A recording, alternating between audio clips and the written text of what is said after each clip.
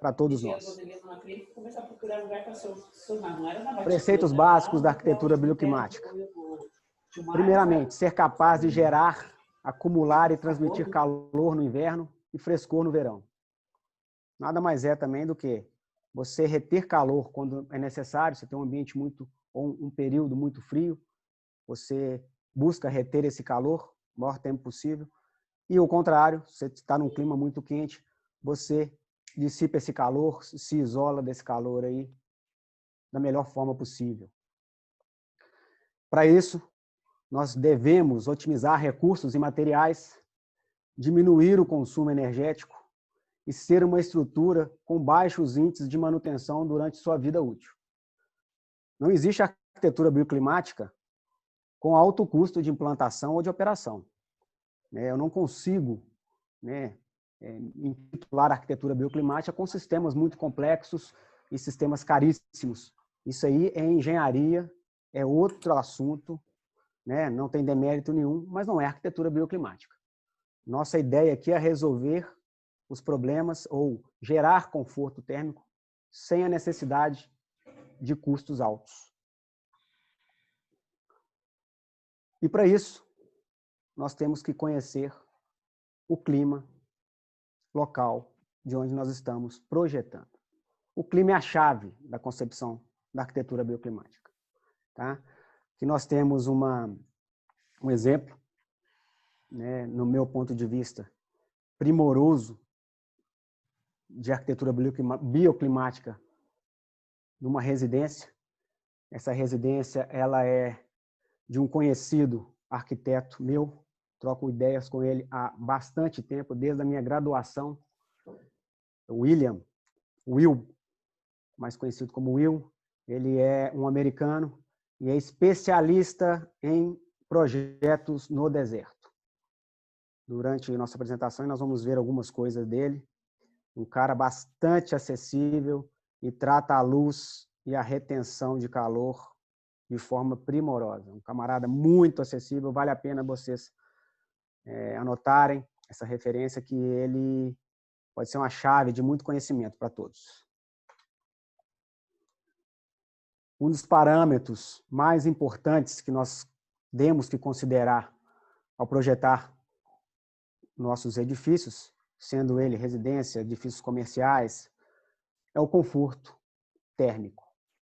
A ISO 7330 dá uma definição bem sucinta, mas que eu gosto muito, de conforto térmico, que é a condição da mente que expressa satisfação com o ambiente térmico. É simplesmente se sentir bem onde você está, independente do clima que está lá fora. A gente consegue contornar, contornar os problemas que um clima severo pode trazer no interior das edificações. E para isso, nós temos que conhecer um pouco de alguns parâmetros de conforto térmico. Tá? Nós temos os parâmetros individuais, que são os parâmetros de cada um, Metabolismo. Tem gente que tem um metabolismo mais acelerado, tem gente que tem um metabolismo mais lento. Normalmente, quem tem um metabolismo mais lento, ele sente mais frio. Metabolismo mais rápido, o cara já é mais calorento, a pessoa já é mais calorenta. Isso varia também com relação à idade da pessoa, Os mais velhos, eles sentem mais frio, eles sofrem mais com isso. Então, quando nós projetamos uma edificação, nós temos também que saber para que tipo de público nós estamos projetando. Um lar de idosos remete a uma concepção totalmente diferente de uma academia de ginástica, por exemplo. E isso já inclui até o vestuário. Eu não posso projetar um escritório de advocacia da mesma forma que eu projeto um escritório de uma startup. A previsão do vestuário do meu cliente é importante. Eu conheço muitos escritórios de startup que os funcionários vão de bermuda, camiseta. Então, eu coloco lá um projeto, né, uma climatização, um ambiente que vai gerar em torno de 21, 22 graus, eu vou fazer todo mundo passar frio. Então, isso é muito importante também, tá? Você se ater ao tipo de público, o tipo de vestuário do seu público. Parâmetros ambientais. Então, eu tenho que conhecer o clima e local da edificação. Só se eu for um gênio, Niemeyer, que muitas vezes nem vai ao terreno. Ele não é adepto da arquitetura bioclimática. Para nós, modernamente, né, uma concepção moderna, isso aí é inadmissível. Eu tenho que conhecer a variação climática local do nosso projeto. E isso aí é influenciado por N coisas. Estou enumerando aí 4 somente. Proximidade com a água faz muita diferença. Altitude, não precisa nem comentar. Barreiras montanhosas e correntes marítimas.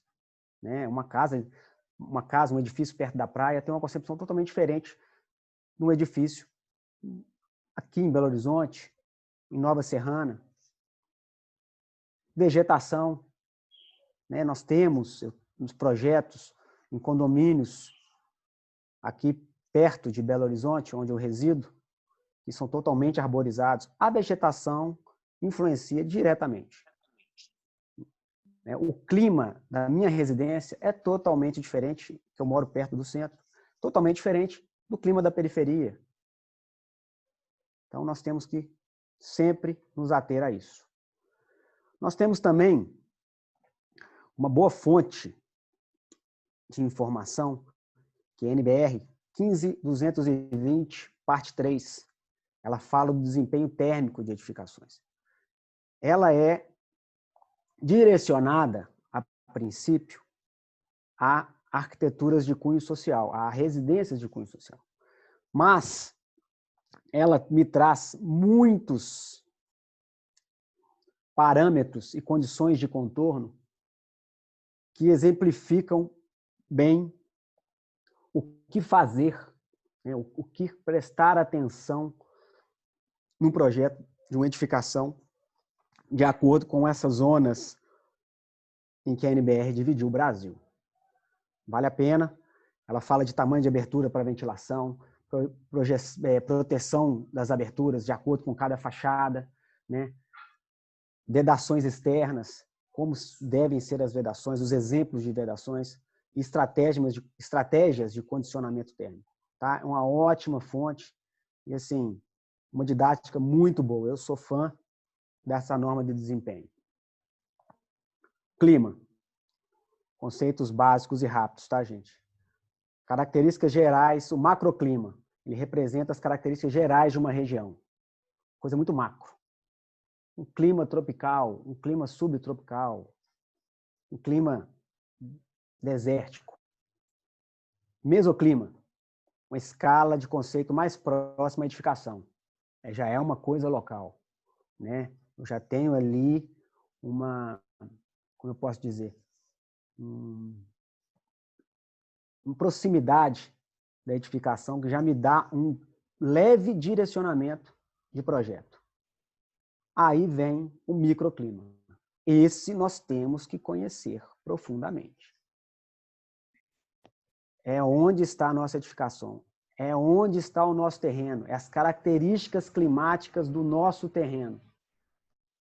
No mesmo condomínio, você pode ter condições completamente diferentes. Estou dando exemplo de condomínio, é porque eu já presenciei uma variação enorme de temperatura no mesmo condomínio, ou no mesmo bairro, por assim dizer. Tá? Vamos falar agora dos parâmetros arquitetônicos bioclimáticos. Estratégias de projeto que nós devemos prestar atenção. Tá? Primeira, iluminação natural. Né? Iluminação natural é um conceito básico que nós temos que ter conhecimento para a gente executar um bom projeto. Nessa foto eu não preciso nem referenciar quem é, quem foi e o que representa essa casa. E o ano que ela foi feita. Então nós temos obrigação de conhecer essa definição de eliminação natural e saber usar ela da melhor forma possível. Frank Lloyd já fazia isso primorosamente em 1935. Ele criou esse monumento da arquitetura. Insolação adequada. Saber usar o sol. Simples. Saber usar o sol. Coberturas verdes. Um artifício espetacular, né? Deveria ser mais usado no Brasil, principalmente em edificações com grandes áreas de cobertura, né? Ele traz os benefícios espetaculares. Brises, xodó do brasileiro, né? O brasileiro adora usar brise, até quando não precisa. Usa brise para tudo. Melhorar a volumetria, melhorar o aspecto da fachada. Aqui nós vamos tentar, pelo menos, pincelar como é que se usa um brise ou para que serve um brise de verdade. Cortinas verdes, pouquíssimo usado no Brasil. É uma junção ali do brise com cobertura verde. É um espetáculo, espetáculo. E muito pouco usado no Brasil ainda, né? Muitas arquiteturas de interiores nós usamos o jardim vertical, mas ele é simplesmente decorativo. Que é uma estratégia mesmo bioclimática. Vamos lá agora os conceitos. Iluminação natural. Uso estratégico do sol, controlando a temperatura do ambiente, aquecendo quando necessário, deixando o sol e impedindo a luz de entrar quando necessário também. Salubridade, traz a salubridade ao ambiente, né? Isso é indiscutível, todo mundo percebe isso quando você deixa a luz natural entrar no seu quarto, por exemplo. As vantagens são espetaculares, ainda mais no momento que nós estamos vivendo. E eficiência energética. Minimizar os gastos com iluminação. Tá? De novo aí, aquela mesma residência do Will, ele deixando o sol da manhã entrar totalmente na residência, né? Normalmente, ele já fala, ele fala comigo, até às 10, 10 e meia eu deixo entrar o sol, a partir disso eu não tenho condição, porque vai causar muitos danos, aumentar demais a temperatura, né? Ele está falando do deserto, tá, gente? As casas dele, que ele faz no deserto. Insolação adequada. Nós temos que identificar o ambiente que nós estamos projetando, saber a orientação solar da edificação, isso é básico. Isso é básico. Onde o sol nasce, onde o sol se põe, qual que é as características da carta solar da região, né? Qual que é o comportamento do sol no inverno, qual que é o comportamento do sol no verão, né? As nossas famosas fachadas norte castigadas pelo sol. E conhecer a característica do microclima do nosso projeto, do nosso terreno. Básico. Carta solar do hemisfério sul. No verão, sol a pino castiga demais as coberturas e passa muito a pino na fachada sul. Já no inverno, um problemão com a fachada norte. Castiga a fachada norte durante o dia inteiro. Vamos dar um exemplo aqui. Esse edifício ele é em Curitiba, é o edifício Partec Green. Ele é certificado nível platino da LEED, o nível mais alto de certificação. É o maior aí, tá, gente? O pequeno aqui, ele já estava executado e o terreno ele é um pouco irregular e fizeram esse edifício, né, com preceitos bioclimáticos. Ele é um edifício comercial E não é de alto luxo, tá? Não é de alto luxo. Então, ele tem fachada sul, que é essa fachada. Aberturas generosas, incidência solar, a pino no verão. Entra muito pouco sol pela janela, mesmo no verão. No inverno não entra nada. A maior parte do ano sem incidência solar direta. Tá? O pessoal da Cubo Verde, famosos pela arquitetura bioclimática, são primorosos nos projetos deles. Fachada norte. Aberturas moderadas, entre aspas. Eu tenho um prédio comercial que eu tenho a pressão do meu cliente de ter 100% do meu pavimento alugável. Eu não posso simplesmente criar um isolamento na fachada norte ou criar subterfúgios ou criar serviço na fachada norte que inviabiliza, né, a minha ventilação, meu acesso ao exterior. Então, eu tenho aberturas moderadas, eu tenho incidência solar direta durante o ano, né, a maior parte do ano. Então, para essa configuração de janelas, eles usaram um subterfúgio muito bacana e simples, para que o sol não castigue demais o interior do pavimento. Tá? Lembra que nós estamos falando de Curitiba, uma cidade que no inverno ela fica bem fria. O que o Cubo Verde fez? Ele criou um recuo das esquadrias. Né? Ele recuou as esquadrias da fachada, né? Cerca de 80 centímetros. Ele criou esse balcão, criou esse anteparo. Então, está aí o estudo deles. No solstício de inverno, época mais fria do ano, ainda mais em Curitiba, lugar um gelo. Chega a entrar aí cerca de 2,5 metros a 3 metros o sol dentro do pavimento. No equinócio, isso aí vai para 1,5 metro.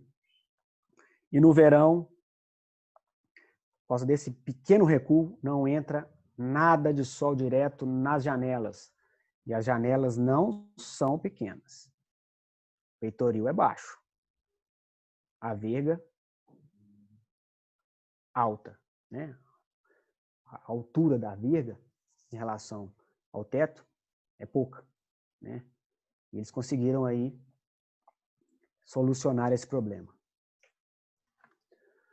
Aqui eu coloquei um layout bem básico, de uma planta de um apartamento. Né? Fachada leste, o arquiteto, o Campoy, ele é o Carlos. Ele é, além de arquiteto, ele é um ótimo ilustrador, muito bacana, um camarada que pensa fora da caixa. Ele fez essa ilustração, famosa essa ilustração, saiu em várias revistas assim de decoração de arquitetura, bem simples, mas que retrata bem assim um layout básico de um apartamento, né? Os quartos no sol nascente e a fachada norte com uma proteção usando a varanda para impedir que o sol da tarde castigue a sala de estar. Simples. Né? Ele colocou os banheiros para a fachada norte, que tem as aberturas inevitavelmente menores. Tem um quarto, inevitavelmente, que ele vai receber mais sol do que os demais, mais privilegiados. Isso é inevitável. E eu tenho essa varanda de proteção aqui do sol da tarde que protege a nossa sala de estar. Fachada sul, ele deixou para os serviços, tá? O Carlos é de São Paulo, tá, gente? Então, muito disso influencia no projeto dele. Como eu já disse, fachada norte, à tarde esquenta o ambiente, ele usou essa varanda. E a fachada sul, trecho de pouca insolação, ele deixou para as áreas de serviço com menos permanência do cliente. Se só isso fosse o nosso problema, estava ótimo, né, gente? Mas aí nós temos aí muitos edifícios que têm 2 apartamentos por andar, 3, 4 apartamentos por andar, 6 apartamentos por andar. Então, a congruência dessa planta dos apartamentos tem que ser muito bem feita para você não sacrificar demais os apartamentos que não estão com essa configuração, tá? Inevitavelmente você vai ter apartamentos melhores e piores, mas a gente consegue contornar. Eu mesmo moro em um projeto do Oscar Ferreira, um dos maiores arquitetos aqui de Belo Horizonte, excelente arquiteto. Ele conseguiu minimizar essa diferença muito bem. A planta do apartamento em L, de um apartamento para o outro em L. Ficou muito bacana.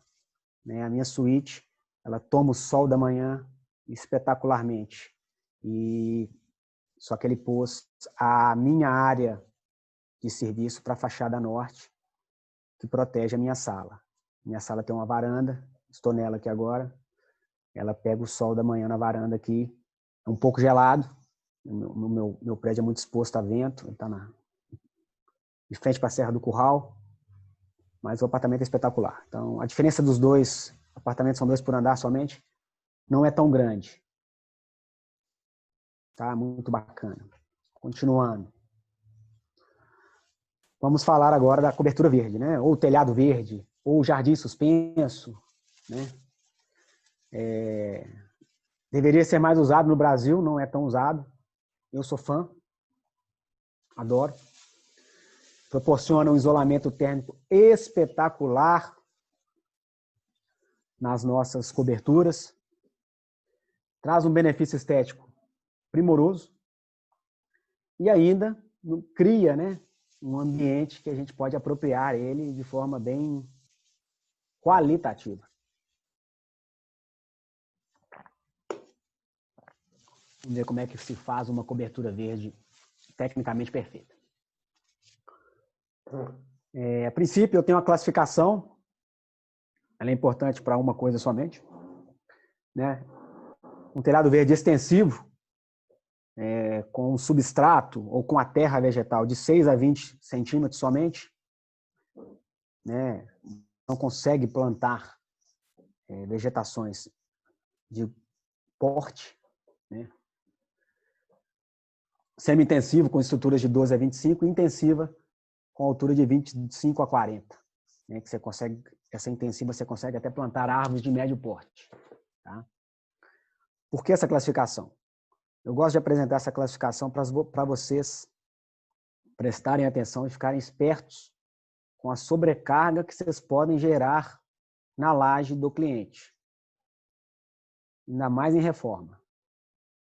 Então, nós temos que fazer uma pequena conta para a gente não correr nenhum risco. Eu posso aí, com uma estrutura de altura de 6, 10 centímetros, gerar 60 quilos por metro quadrado. Depois eu vou falar quanto que a gente consegue diminuir isso, mas tem um custo. E se eu fizer uma estrutura intensiva, com um substrato aí de 40 centímetros, eu posso gerar 500 quilos por metro quadrado. Uma analogia básica, a pior situação que a gente tem de sobrecarga são bibliotecas. 600 quilos. Chego próximo a disso. Próximo a isso aqui. Então, principalmente em reforma, fique esperto. Se tiver que fazer uma continha, faz. Verifica o cálculo da laje. Se for projeto novo, já especifica que tipo de telhado verde vai ter, que o calculista já sabe qual que é a sobrecarga que ele vai colocar. Tá? Essa foto aí, que é a Universidade de Nanyang, lá em Singapura, um berço da arquitetura bioclimática, um berço da tecnologia da arquitetura. Esse prédio é da Escola de Artes, Design e de Comunicação, e eles são espetaculares. Uma cidade-estado autônoma, faz parte dos tigres asiáticos, fica na Malásia, muito rica, e eles se preocupam demais com o meio ambiente e com a arquitetura bioclimática. Tá? Vale a pena também estudar esse projeto, muito bacana. Telhado verde. Vamos ver, né? com um resuminho de como a gente pode fazer um telhado verde. Qualquer um pode fazer, não tem segredo. Vamos começar de baixo para cima, tá? Da laje para cima. Laje concreto, eu faço uma impermeabilização tradicional, mas bem feita, porque para eu corrigir depois a impermeabilização mal feita, eu vou ter que arrancar a terra toda, arrancar o telhado verde inteiro. Então, você tem que fazer uma boa impermeabilização. Eu faço a impermeabilização e faço a proteção mecânica, independente do que eu vou colocar em cima. Tá? Muitas pessoas usam somente a proteção mecânica como proteção contra as raízes, para a raiz não afetar a manta. Eu não tenho coragem, não gosto. Eu coloco ainda uma espécie de manta ou chapas ligadas mesmo, soldadas, de PET reciclado, ou de PETG, ou de PVC, ou mesmo de PAD, que é barato, pequena espessura. É só para a raiz não afetar a minha manta. Depois dessa proteção, eu faço um colchão drenante, uma manta de material poroso.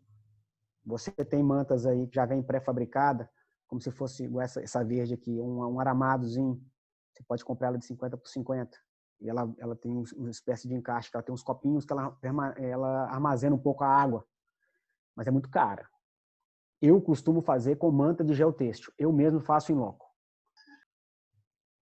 Eu coloco a manta, eu faço um recheio com argila expandida, ou mesmo brita, se eu tiver pouca área, que a brita é muito mais pesada.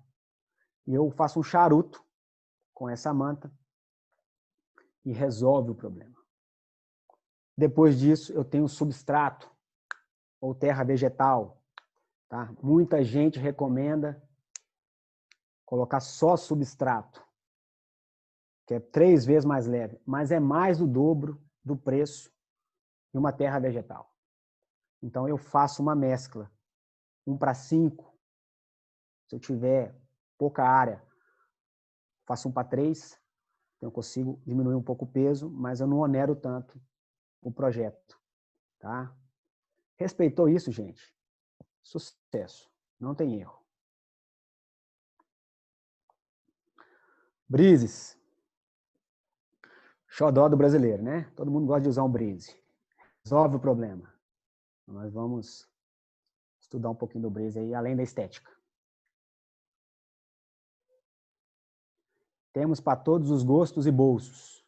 Tá? Horizontais. Design meio duvidoso. Como se fosse marquises. Verticais. Móveis. Fixos. Tem uns mais modernos. Esse aí ele é feito de uma chapa de aço com corte a laser. Tá? Facinho de fazer. Manda o arquivo CAD para a empresa, manda o material, eles fazem esse corte aí. Cobram por metro de corte, tá? Mas é facílimo de fazer. Qualquer tipo de corte eles fazem, em qualquer espessura de chapa. Então, as vantagens do brise. Não produzem um efeito estufa. O sol vai esquentar o brise, mas o brise está fora da edificação. Ao contrário da cortina. Eu fecho a cortina, o sol esquenta a cortina está dentro do ambiente, vira aquela estufa. Necessita de um dimensionamento técnico coerente. Primeiro, porque ele pode estragar a fachada inteira. Segundo, que ele pode escurecer o ambiente todo. E terceiro, que pode não funcionar. Vai chegar uma época do ano que não adiantou nada, seu cliente vai querer te matar. Então, pode ser horizontais, verticais, diferentes formas geométricas, fixos, móveis, eletrônicos, automatizados. Temos todos os tipos aí. Trouxe esse exemplo aí autoral dos mais simples e baratos que eu consegui fazer. Tá? É uma intervenção numa academia de ginástica. E para o meu, como se diz, minha dor de cabeça, para minha dor de cabeça, a academia tem 2 fachadas. uma norte e uma oeste. Gente, chegava 3 horas da tarde, ninguém conseguia ficar dentro da academia. Fizemos essa intervenção com o Breeze. E eu não podia perder também a vista, tá? Na próxima slide nós vamos ver o que tá fora da academia. Então, eu projetei um Breeze bem simples, de veneziana, de aço. Eu estruturei ele direto no pilar. Essa academia é toda de estrutura metálica. O prédio é em concreto, o primeiro pavimento pilotiza em concreto, o segundo é todo de estrutura metálica. Fui lá no pilar, estruturei ele e ainda dei um apoiozinho nesse beiral que ele tem aí, que eu criei uma espécie de telhado verde, mas na verdade é uma jardineira que já existia anteriormente, vazava muito. Eu refiz ela toda. Já tem uns 8 anos, nunca deu problema. Eu coloquei um substrato com altura de 35 centímetros, então a paisagista pode até colocar árvores aí de pequeno, médio porte aí nas fachadas mais atacadas pelo sol. A foto de baixo aí é a foto do interior, você vê que a academia está de luz desligada e o sol está sendo barrado. Essa é uma foto aí. Eu saí da janela e tirei uma foto de cima da floreira, né, dessa jardineira. Então eu tenho esse complexo aquático em volta da academia e eu não podia perder essa vista, que ela é o chamariz desse empreendimento. Você malha sempre com uma visão maravilhosa. E a salubridade é incrível. Todas as janelas ficam abertas o tempo todo, pode estar chovendo. Eu fiz um subterfúgio por cima do Breeze, como se fosse um beiral, pode estar chovendo, que a janela fica aberta o tempo todo. Não tem ar-condicionado, a gente colocou só uns renovadores de ar, uns exaustores, 50 watts, não gasta nada, fica espetacular. Primeiro eu fiz um dimensionamento, um software, e fiz um módulo e instalei para comprovar. Eu tenho sol direto dentro da academia só depois das 16 horas. Até as 16 eu filtro todo o sol. Então, ainda fiz um módulo, instalei só um módulo, eu não podia errar, pedi para instalar um módulo e confirmei que a gente teria sucesso. Aí foi só finalizar e partir para o abraço. Outra estratégia, também muito bacana, mas muito perigosa, pode acabar com o seu projeto, e ela requer um pouco de manutenção, né? E o Brasil, ele infelizmente não tem cultura de manutenção. O pessoal acha que tudo é ad eterno. Então muitas vezes o cliente é acostumado a um carro popular com manutenção condizente, ele pula para um carro de luxo, uma edificação de luxo, e acha que ele vai ter o mesmo custo de manutenção. A pessoa mora num apartamento, com o custo de manutenção muitas vezes diluído pelo custo do condomínio, ele nem sabe quanto custa manter o prédio, e vai para uma casa e toma um susto. Cortina verde é a mesma coisa. Vai fazer? Vai. Tem dinheiro para manter? Ela une os benefícios do Breeze com o isolamento de um telhado verde. Eficiente, muito mais eficiente que o Breeze. É um espetáculo. Se for bem projetado, fica uma maravilha. Se não for,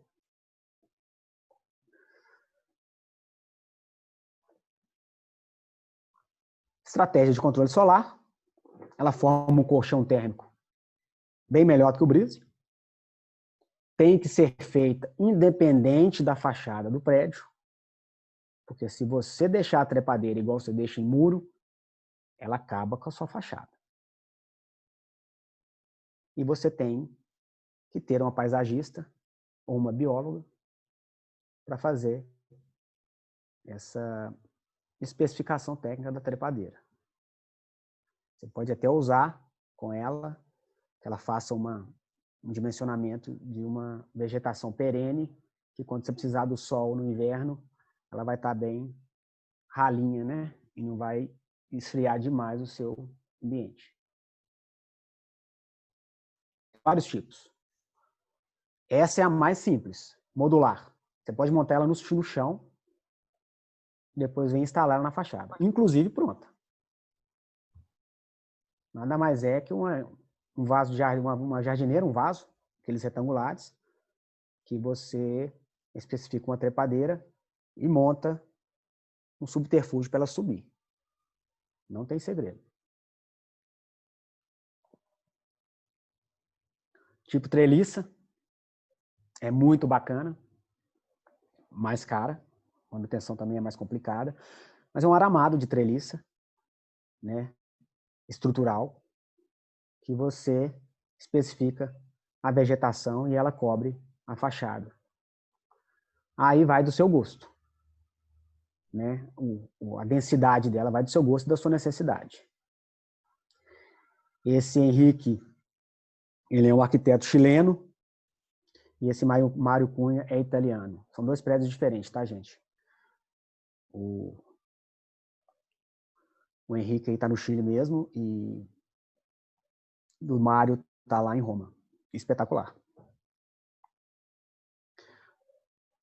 Outro tipo de cortina são as cabeadas. Facinho de fazer. Jardineira com os cabos de aço e a trepadeira vai subindo pelo cabo de aço.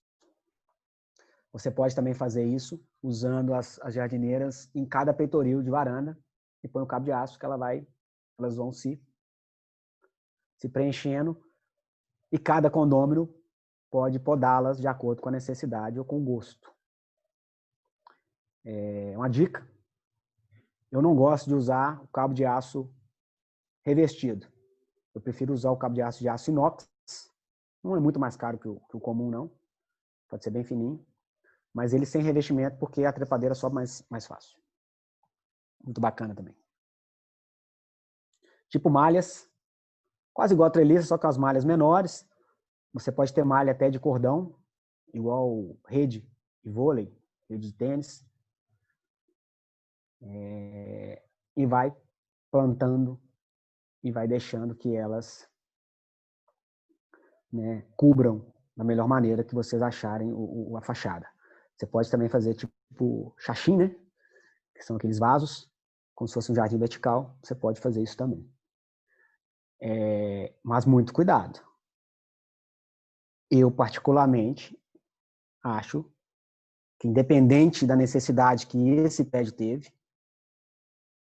acabou com a fachada.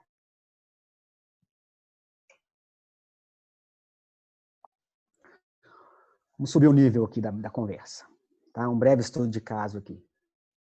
Oasis Downtown em Singapura também. Esse é um hotel de luxo. 30 andares.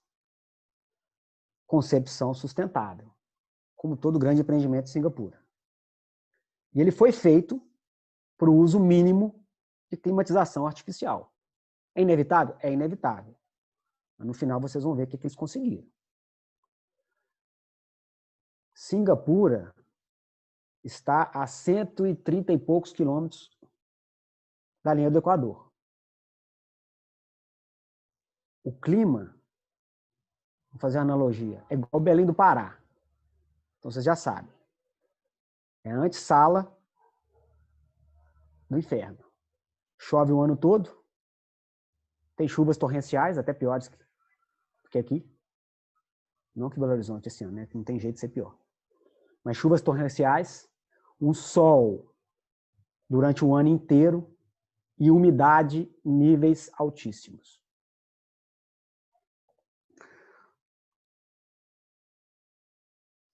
Ele é todo revestido em tela de alumínio com 20 tipos de trepadeiras. Tá? E isso você tem aí a poda bem técnica para manter o prédio, além de eficiente, de conforto térmico no interior, eficiente energeticamente, belo. Um segredinho dele, ele tem 2 átrios, vou voltar aqui, vou mostrar, 2 átrios, ele tem esse nesse sentido e tem um outro aqui, tá? Não parece que não, porque ele está no outro sentido. Ele tem 2 átrios monumentais, se eu não me engano, ele tem 8 andares de altura, e ele direciona o ar para o interior dos pavimentos. Espetáculo isso aí. Primeiro átrio. Nós temos aí, essa grama não é artificial não, tá, gente? Essa grama é natural. Restaurante, área de convívio, convenção, lazer, tem um lobby. Temos aí um pergolado, que além de estético, além de apropriável, ele também faz parte do subterfúgio para a eficiência energética do edifício. Segundo átrio, 2 piscinas, lounge, boate, área de convivência. Lembra que nós estamos em Belém do Pará. O calor lá é de matar. Então nós temos aí esse clima, né, primoroso, até com árvores de médio porte aí, plantadas nesses jardins suspensos aí. Esse entreforro deles aí deve ser aí na casa de 1 metro, 1,20 m, tá? Esse pavimento técnico aí, para conseguir comportar esse tipo de vegetação. Uma foto de baixo, espetacular. Como é que tá meu tempo? Alguns dados dele. Eu fiz uma continha básica para vocês aí. 19 mil, mais de 19 mil metros de área construída. Isso remete, mais ou menos, a 4,2 milhões de BTU de potência para climatização, num prédio tradicional. Os autores relatam que o Ásia não gasta metade disso. Aí eu fiz essa continha aí para nós. O item 1 é um contrato real que eu tenho de climatização, de manutenção do sistema de climatização. Eu tenho um complexo de edificações sob minha gestão de 15 mil metros de área construída. Eu tenho de potência total instalada 3,3 milhões de BTUs. Conversão para quilowatt-hora, fácil. E eu pus aí o custo do meu quilowatt-hora, só da parcela quilowatt-hora da conta de luz. Aqui em Belo Horizonte, concessionária CEMIG. 50 centavos por quilowatt-hora. Se eu tiver toda a minha potência instalada, ativa, se eu tiver com todo o meu sistema de ar-condicionado, no máximo, eu vou gastar R$ 490 por hora de conta de luz. Só estou contemplando uma parcela da conta. Quando você olha a conta da CEMIG, você tem várias parcelas, inclusive o ICMS, que é de chorar. Isso quase dobra a conta. Por exemplo, esse valor aí de quilowatt aí eu gastaria R$19 mil. Minha conta vem 35. Teoricamente eu consumi 19. O resto tudo é imposto, demanda, porque eu tenho que falar para a concessionária quanto que eu vou querer que ele separa para mim. E ele vai montar a infraestrutura para me fornecer essa energia. Então, esse 490 aí é só parte do problema. O Oásia, com seus 19 mil metros, geraria em torno dos 4 milhões de BTUs. Necessitaria, desculpa. 4 milhões de BTUs. Fizemos a conversão para o quilowatt-hora, o custo, eu teria R$ 634 por hora com tudo isso aí ligado. Se o autor do projeto fala que ele economizou metade, a conta é fácil. R$ 300 por mês, por hora, desculpa. R$ 60 mil por ano. Eu já consigo pagar o arquiteto. Então, é um ótimo jeito de vender o peixe. Conta é fácil. A brincadeira não é para amador. A arquitetura não é para amadores. A arquitetura é para gente grande. E quem não for amador, sai na frente. E graças a Deus, nossa profissão é nivelada por cima. Quem é bom tem espaço. Para finalizar, essa foto aí é do... Eu ainda tenho o topo do Ásia, tá? Que eu não mostrei, não. Essa aí é o topo. Mais uma piscina. Privativa.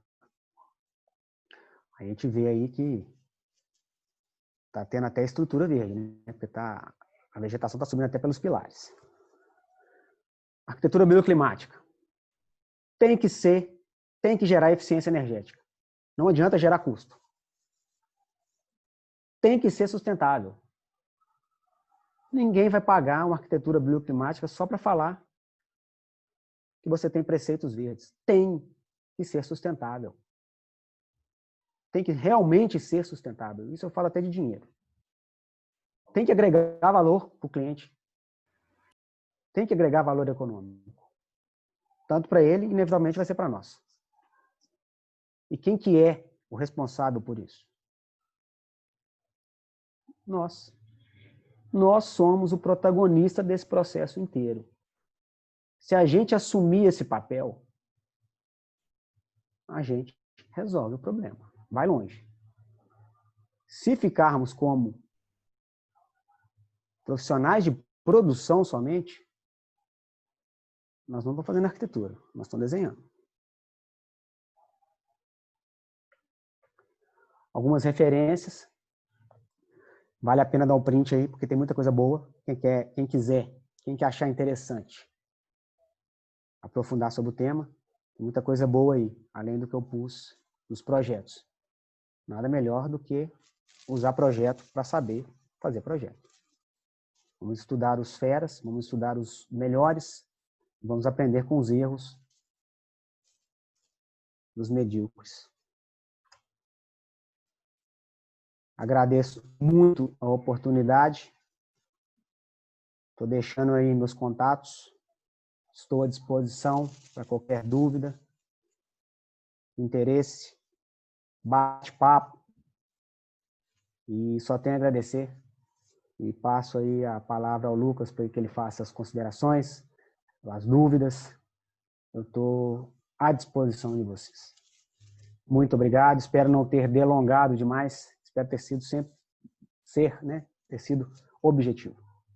Obrigado, viu, gente?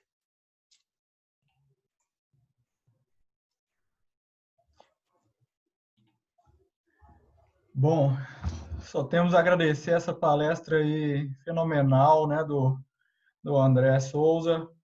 Queria só comunicar uma coisa, André. Nós temos aqui uma convidada especial ali, ó, participando logo no finalzinho, Viviane Braga. Ai, meu Deus. Sua contemporânea. Aparece aí para nós, Viviane. Professora também no nosso grupo. Oi, gente. Hoje eu estou aqui de espectadora. Tudo bem, André? Graças a Deus, estou ótimo. Graças a Deus. Obrigado pelo convite, viu, Vivi? Imagina, cheguei assim às 9h15, mas deu para acompanhar bastante coisa aí, porque eu estava em banca de estágio, mas tá tudo certo. Deu para eu ficar de espectadora hoje aprendendo um pouquinho. Eu que agradeço. Imagina. Nossa, muito bom aí participar, né? Todo mundo aí, eu tenho visto aqui os comentários, muita coisa interessante. Vamos abrir essa rodada aqui, então, de perguntas. Algumas questões, André, são um pouco mais generalistas, outras são um pouco mais específicas, mas eu tomei aqui uma precaução. A gente fez uma pré-gravação desse bate-papo até então.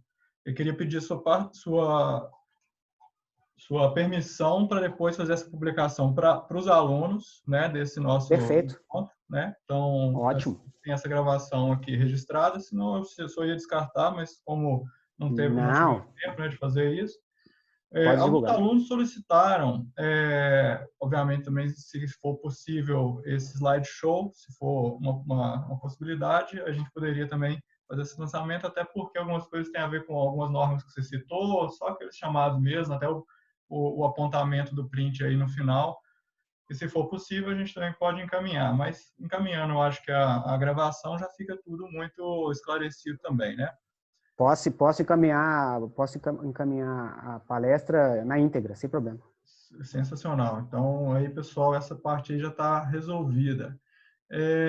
Eu vou começar, então, aqui com as perguntas. Tem de todas as partes aí da palestra, né?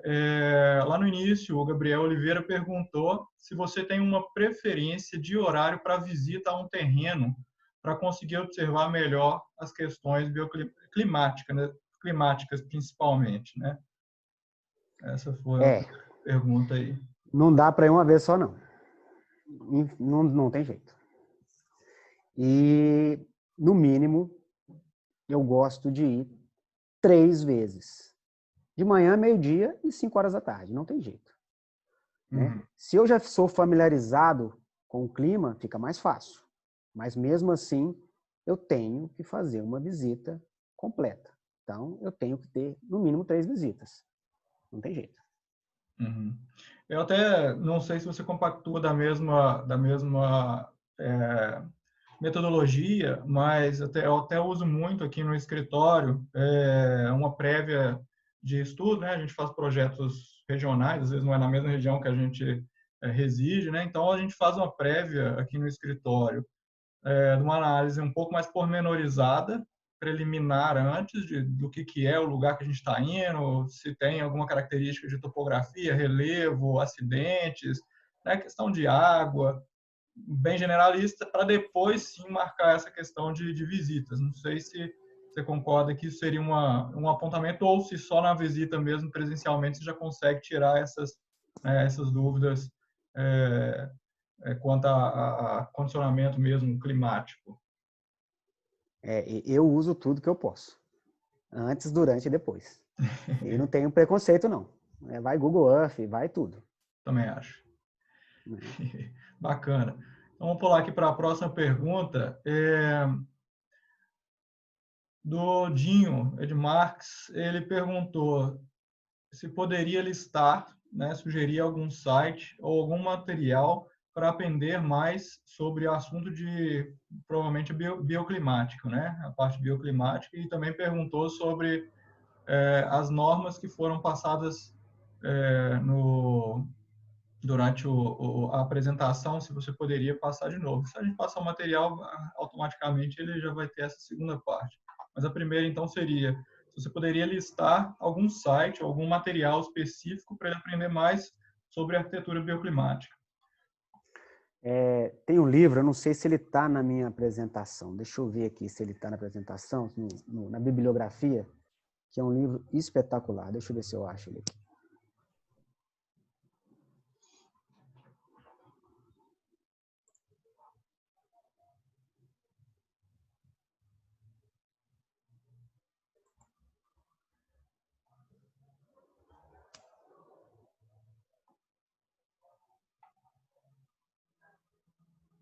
Tem sim. Rivero, Arquitetura e Clima. Anota esse aí, que esse é um bom livro. Bem didático. Ele resolve muitos problemas. Tá? Eu tenho também o do Lamberts, que chama Eficiência Energética na Arquitetura. Esse é muito bacana e ele é todo desenhado à mão, as ilustrações do livro. E de autoria dele mesmo, do Lambert, sabe? Ele é famosíssimo, assim. Você pode ter certeza que quando abrir o livro, você já vai ter visto já uma ilustração dele. Esses dois aí já resolve bastante. Maravilhoso, Também gosto bem desse segundo, principalmente, com as ilustrações. Quem gostava muito era a Malu Randall, não sei se você lembra dela. Ela também estudou lá na PUC. Ela gostava bem desse livro, usava ele didático quando ia ter algum assunto mais correlato, assim, de projeto, na docência, no caso. Outra pergunta aqui é da Dayana Fernandes. Como fazemos para projetar um brise que funcione corretamente e contribua para o conforto térmico? Diana. Primeiramente, Diana, né? Isso. Diana, primeiramente é você conhecer da carta solar, né? Normalmente, cada fachada pede um tipo de brise. Você pode usar um subterfúgio bem bacana, que são os softwares de projeto, alguns até só direcionados a brises.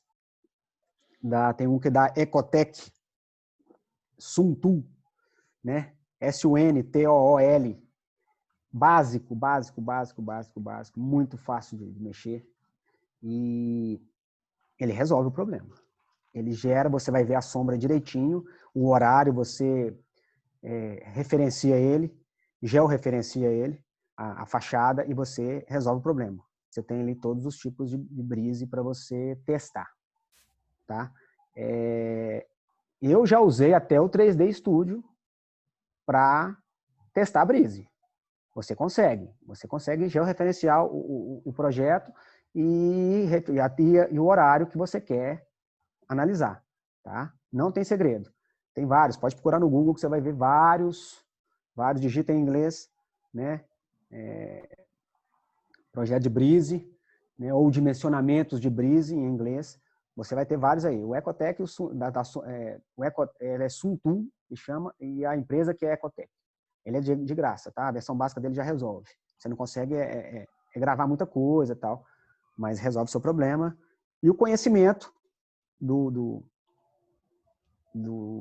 da carta solar vai te ajudar bastante. A 15220/3 também já te fala, ó, fachada tal pede um brise assim, assim, assado. É bem bacana, tá? Isso aí não tem segredo não, pode ir que você vai para frente tranquilamente. Certeza, boa. Tem a Diana Mello, ela perguntou sobre elevadores panorâmicos quando voltados para a rua. Se teria alguma estratégia para viabilizar essa ideia na utilização de prédios comerciais, devido ao uso de vidro e influência solar direta, o que se tornaria, por exemplo, o elevador uma estufa. Ou podemos fazer alguma coisa para viabilizar essa proposta? Seria uma sugestão. Qual o nome dela? Seria a Diana Mello. Diana, normalmente, o elevador dito panorâmico no Brasil, ele nada mais é que um elevador atrás de uma fachada. E normalmente, essa fachada de vidro, ela é de vidro duplo. Então, ele já é bem isolante. E ela tem uma película normalmente semi-reflexiva, né, que ajuda demais a refletir. Então, você não tem o contato do vidro direto do vidro da cabine do elevador com a área externa. Então, ele tem além da fachada ser com vidro duplo, né, e termoacústico, você ainda tem um afastamento ali de centímetros do elevador para essa fachada, não tem erro. Ou mesmo só a fachada e o elevador ser tipo plataforma, que, não, né, que você possa até colocar a mão na fachada, você não vai ter muito problema não. Tá? Eu tenho uma fachada nesse complexo de edificação aí de 15 mil metros, eu tenho uma fachada de pele de vidro, cara, 15 graus de fora para dentro, é impressionante. Então o vidro ele tem 400 milímetros, né, de distanciamento um do outro, isso mesmo, 400 milímetros, e ele tem uma película semi-reflexiva no vidro externo, ele resolve o problema. Não preocupa com isso não, que não fica não. Não vira estufa não, tá? A tecnologia do vidro insulado ou do vidro duplo, ele é muito isolante, tá? Pode ir que não tem erro não. Ótimo. Bom, temos aqui também a Ana Laura. Ela perguntou sobre quais softwares você usa para fazer o estudo de insolação e qual a sua opinião, se o brise realmente vai proteger, né? É o que eu falei, né? O Suntool que eu uso, eu sou meio da velha guarda, eu uso o 3D Studio. Eu uso o 3D Studio.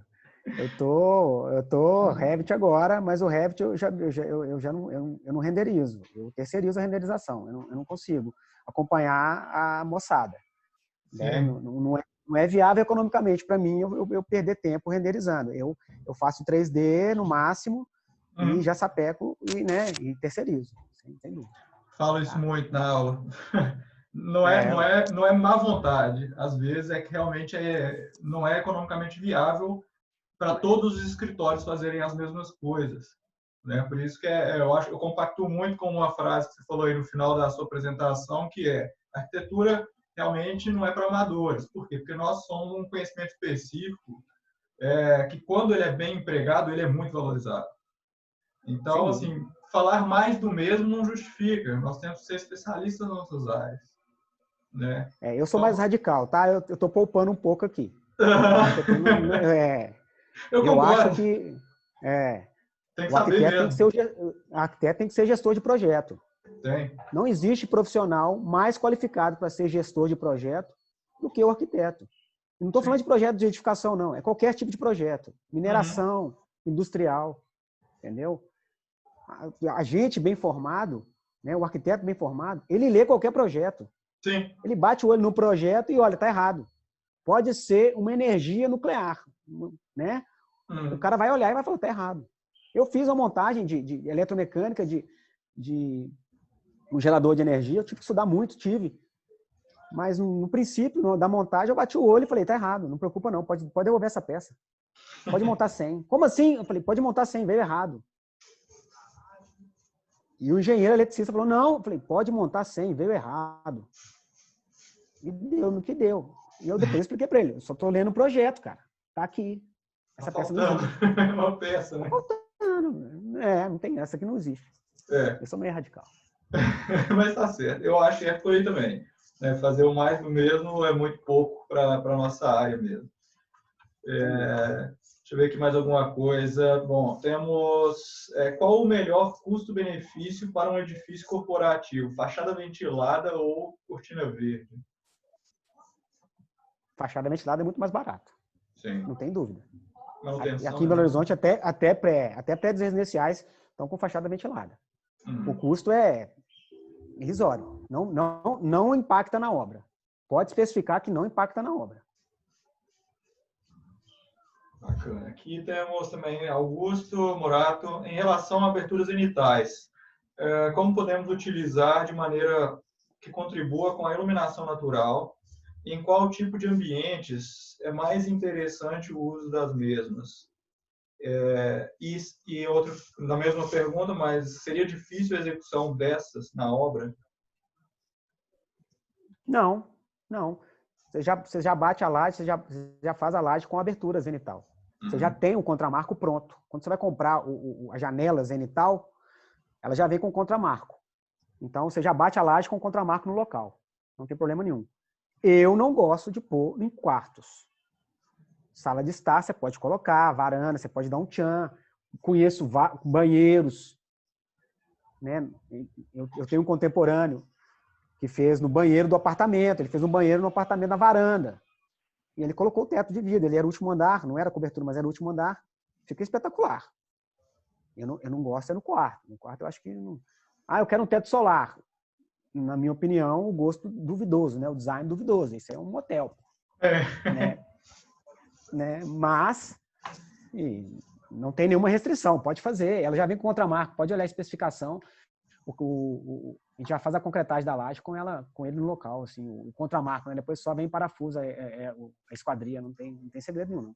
Não. Mas a sua opinião sobre a utilização de maneira que contribua com a iluminação natural. Então, seria mais nesses ambientes, né? Específicos. Seletivos, né? Seletivo. Você tem que, eu acho que na residência é meio complicado. Assim. Eu não vejo, aqui no Brasil, um uso eficiente. Agora, na Europa, você tem, né? Nos Estados Unidos tem a bay window, que a janela já sai para fora da edificação e tal. Aqui no Brasil, acho que é mais complicado, porque você vai ter sol direto. Não tem jeito. Vai ter uma hora no verão, que é o pior, o sol vai passar a pino e vai pegar e vai entrar no apartamento ou na casa e vai ser na pior hora possível. E quando você precisar mesmo, né, sei lá. Eu não acho muito viável, não. Eu não vejo muita estética e muita, como se diz, muita vantagem, não. Lanterninhas e sheds, você acha que teria mais utilização, até para residencial, de talvez rural?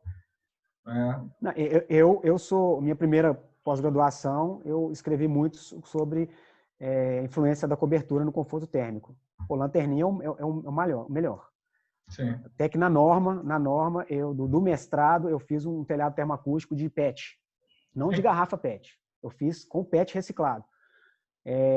Nós superamos o desempenho de uma telha termoacústica tradicional.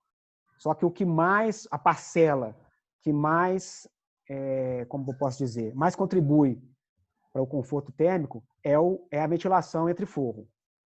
Então, assim, lanterninha é o espetáculo, gente. É outro mundo. Você faz uma quadra, um ginásio poliesportivo com e sem lanterninha, é outro mundo. Na minha opinião, todo galpão industrial, toda instalação industrial tem que ter lanterninha. Independente se é termoacústico ou não. Aumenta demais a eficiência, é verdade. Não, né? Muito. Bom, aqui temos também as trepadeiras do Oasis lá. Elas não impedem a entrada de iluminação? Sim. Por isso que elas são podadas criteriosamente. Né? Elas lembrem-se que nós estamos num centro urbano muito adensado, né? À vista dos primeiros andares, não tem nada de agradável. Eles colocaram ali alguns serviços e fica em segundo plano, isso é óbvio. Mas, tanto que naquela foto de baixo, você vê que ela está mais densa embaixo e ela vai, né, mais perene, né, menos densa para cima. Mas ela prejudica, sim, sem dúvida alguma. Você comentou que são mais de 20 espécies, né, que também estão... Mais de 20 espécies bem catalogadas. E lembre-se lá que o vento é o bafo, né, gente? É um bafo quente. Gente, uma vez eu fui realmente a Belém, que é mais ou menos na mesma linha. É um absurdo. É muito ruim. Pessoa realmente que trabalha com arquitetura nesse tipo de lugar tem que ser muito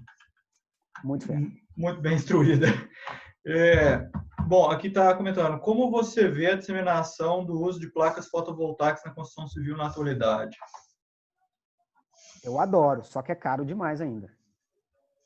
A minha planta lá, já alçamos lá várias vezes, mas é mais de R$1 milhão. Para eu ser... Para 15 mil metros quadrados. 15 mil metros quadrados, mais de R$1 milhão. Eu não consigo, infelizmente, nós ainda não conseguimos pagar. Mas, cara, é o futuro. Sim. É o futuro. Nós vamos gerar a própria energia. Nós temos que ser autossustentáveis em todos os aspectos. Inclusive esgotamento sanitário. Eu tenho que devolver a água, cada prédio tem que devolver sua água limpa. E principalmente água cinza. Sim. O Ecotec trata a água cinza, tá? Quando eu falo água cinza, é água de esgoto menos o vaso sanitário. Sensacional.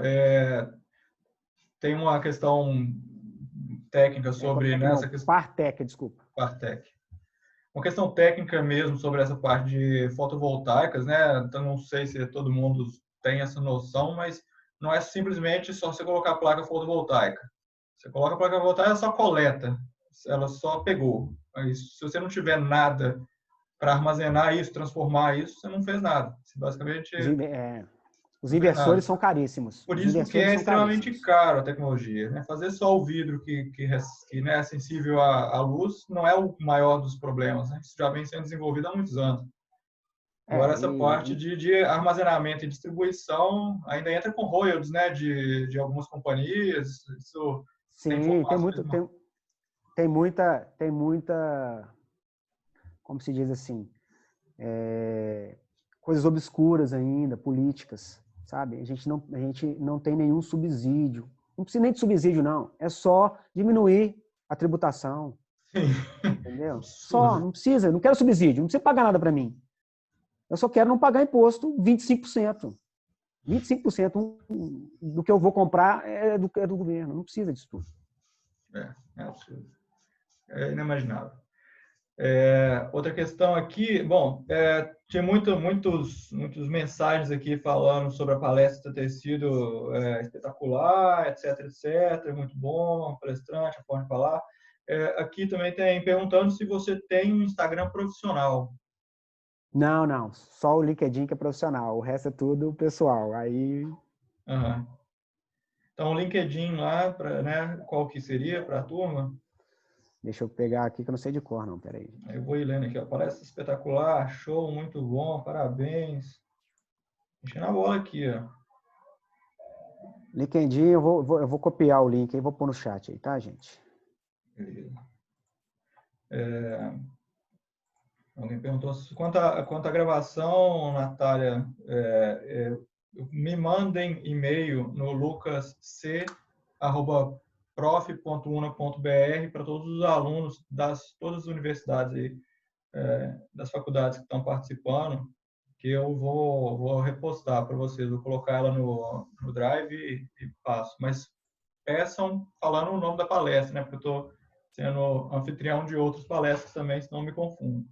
Só chamando a atenção. Bom, Eu te mando a palestra na íntegra para você, tá? show de bola.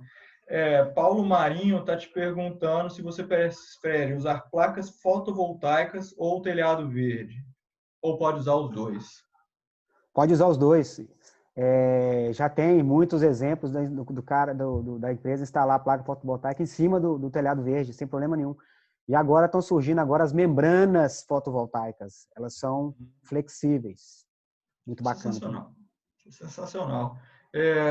Disseminação, principalmente em centros urbanos, não é tão assim o foco das cidades intermediárias e menores, mas já talvez seja um problema e uma situação que vem acontecendo em Divinópolis, que é a cidade maior, né, dessas três que a gente está comentando, sobre a parte de fazendas urbanas e utilização desses elementos de membrana, interligação entre telhados verdes e virarem portas urbanas.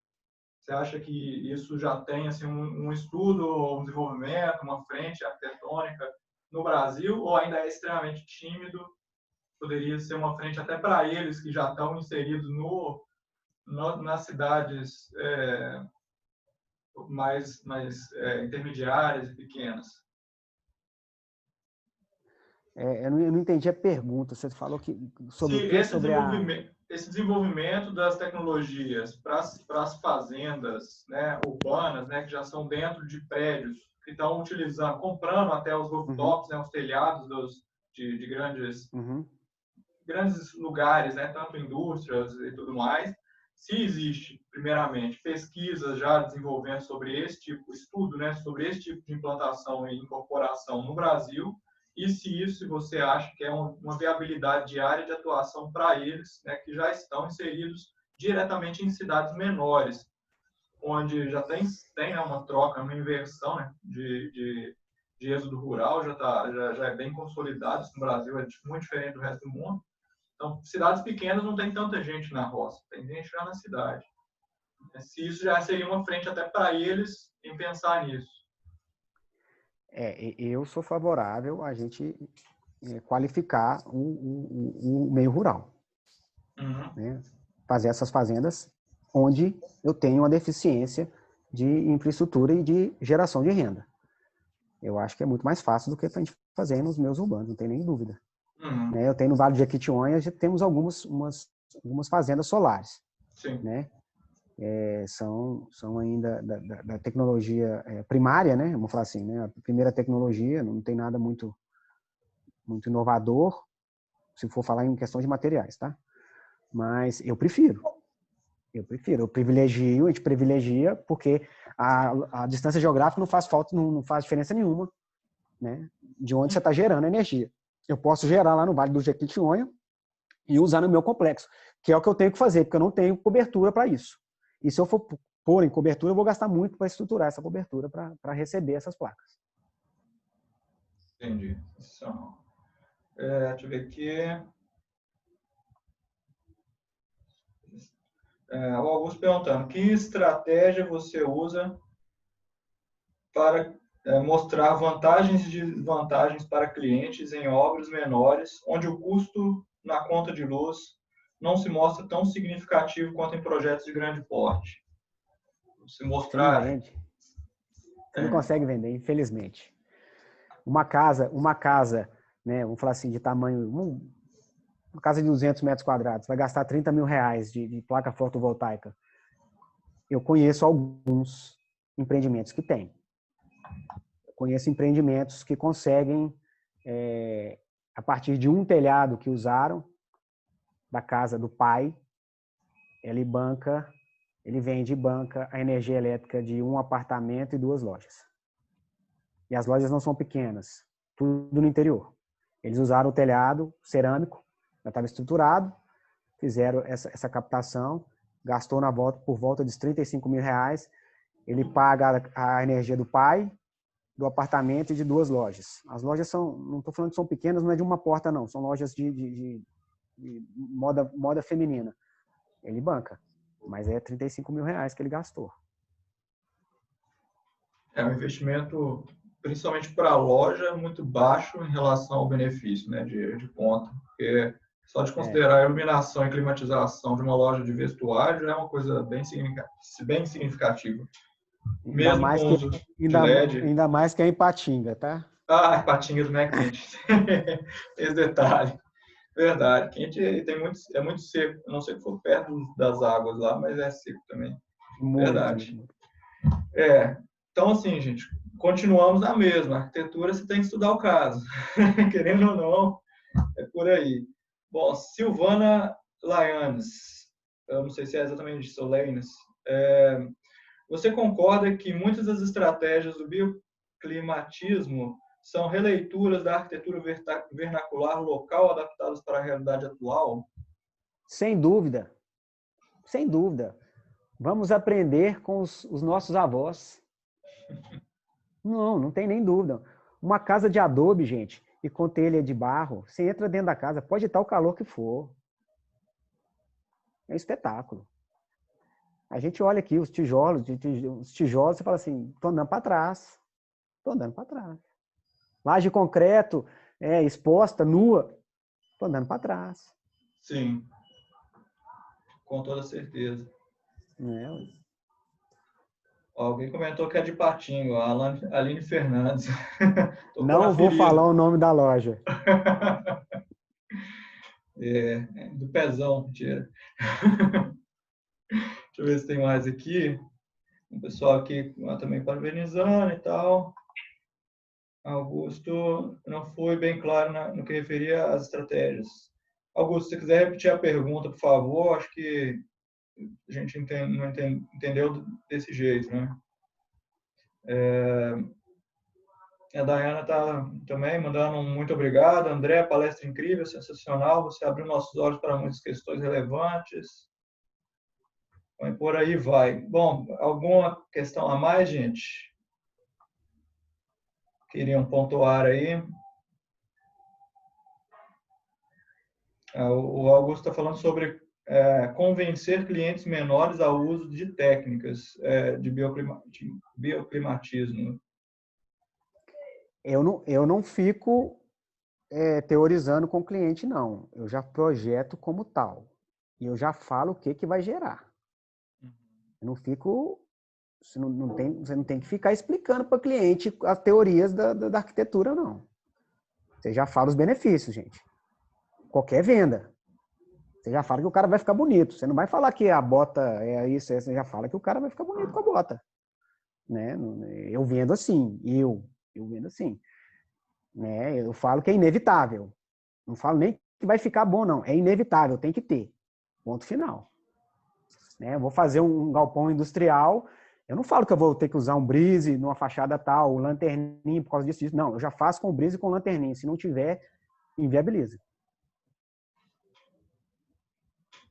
Com certeza. Vivi de volta. Quer fazer uma contribuição?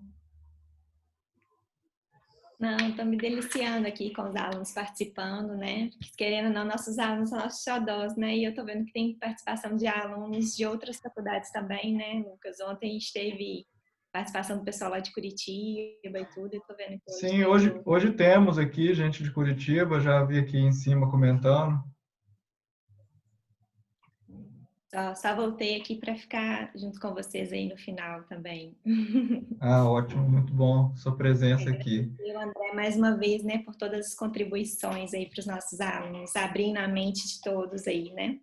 Em todos os extremos é bom aqui. voltar. Muito bom, temos alunos de nostalgia. todos os extremos, do sul, do centro, né, de várias regiões aqui de Minas Gerais. E é muito importante, né, ter esse aspecto também com sua experiência que é muito, né, específica e vasta, né, no assunto, mas também é vasta em outras áreas, né, da construção, principalmente da gestão e técnica, né, construtiva, que dá muito também amplitude, né, mesmo sendo uma coisa focada, é muito amplo, querendo ou não. Vou ver se tem mais alguma pergunta aqui. Queria também comentar que das palestras que eu participei foi a que teve o maior quórum, né? A gente teve um pico ali de quase 100 alunos, isso é bem legal, porque é uma área que... Pois é, tá vendo? Que é uma área... Que isso? Desculpa, a participação ali apareceu o volume de alguém. É uma área que também intriga muita gente, né? Conforto térmico, conforto no geral, já é uma área da arquitetura muito... complexa de assimilar, por mais que seja natural para a gente, né? Se você pensar, é uma coisa natural, biologia, a forma que a gente encara todos os intempéries, é sensorial, para aplicar mesmo, principalmente porque depende de tecnologias e tudo mais, às vezes, para o início da nossa carreira, o início mesmo dos nossos estudos, é uma coisa muito complicada. E ver na prática alguém que trabalha com essa área, que tem um domínio de causa, uma palestra específica com todo o know-how, né, que você tem, né, de vocabulário e, né, de repertório, é muito bom. E para nós, educadores, né, eu ia viver dentro da área da docência, por mais que a gente trabalhe também com arquitetura prática, é muito bom, porque a gente exemplifica possibilidades que às vezes não são tão fáceis de falar durante a aula, né? É uma forma muito diferente de abordar o mesmo assunto. Então, isso aí, nesse caso, eu queria agradecer imensamente mesmo a sua colaboração com a gente. No caso, nós três aqui da primeira fila, egressos da PUC, né? Verdade. Temos aí também um percurso em Belo Horizonte, né? A Vivi não é muito de Belo Horizonte, não, ela é lá da Pampulha, mas tá perto. Gente, olha o preconceito. Brincadeira, lá é um outro microclima também. Mas a gente tem só que agradecer aí, André, muito obrigado pela palestra, virtualmente, assim, muito enriquecedora. Já faço, né, de antemão um convite para um próximo evento que a gente for ter no regime presencial. Para nós vai ser muito bom, né, ter sua presença, até para esse papo assim, direto, olho no olho, é muito importante para os alunos também interagirem, né? Porque aqui teve um intermediador no meio do assunto, mas eu acho que também é bom ter esse presencial, se você tiver essa disponibilidade, obviamente, porque tem uma troca muito boa, né? É uma mediação muito boa e a gente tem uma possibilidade de enriquecimento muito grande nesses eventos que a gente tem, né? Semana da Arquitetura, para nós, na nossa antiga casinha PUC, é uma coisa muito tradicional, né? E valorizar esse evento em todas as universidades, né, para a nossa área de arquitetura é muito importante, justamente para trazer assim, para a nova geração a profundidade que a gente encontra mesmo da arquitetura, né, como solução de vida da humanidade mesmo. Né? Isso que a gente faz, transforma o espaço da melhor forma possível para as próximas gerações. Né? Então, assim, queria agradecer demais sua presença, a Vivi por ter intermediado, né, por ter nos alertado ainda por essa questão de você estar aí no mundo, né, e a gente poder contar com essa palestra aí. Obrigadão mesmo, em nome de todo mundo aí, né, da UNA e dos nossos alunos, que já está aí, se você for passar aí no chat, você vai subir seu ego para 1 milhão. Porque aí o pessoal parece que gostou bastante. Muito obrigado mesmo. Lucas, eu que agradeço. Vivi, eu que agradeço. Agradeço também a Silvana pelo convite. É uma honra poder contribuir um pouquinho do que a gente já sofreu com a arquitetura, do que a gente já sorriu com a arquitetura. E eu estou à disposição, tá? Uma pena ser virtual, mas eu tenho muita fé que isso tudo vai passar rapidamente. Nós vamos poder fazer várias semanas de arquitetura aí, a gente vai poder dar muita risada e fazer muitos happy hours depois, sabe? Show de bola. Contamos com isso. Obrigado. Bom, gente, então, muito obrigado aí pela presença, por terem, né, ficado até o momento aí. Vivi, muito obrigado pela presença ilustre aí. Muito bom tê-la, vê-la. A gente se encontra e some sempre.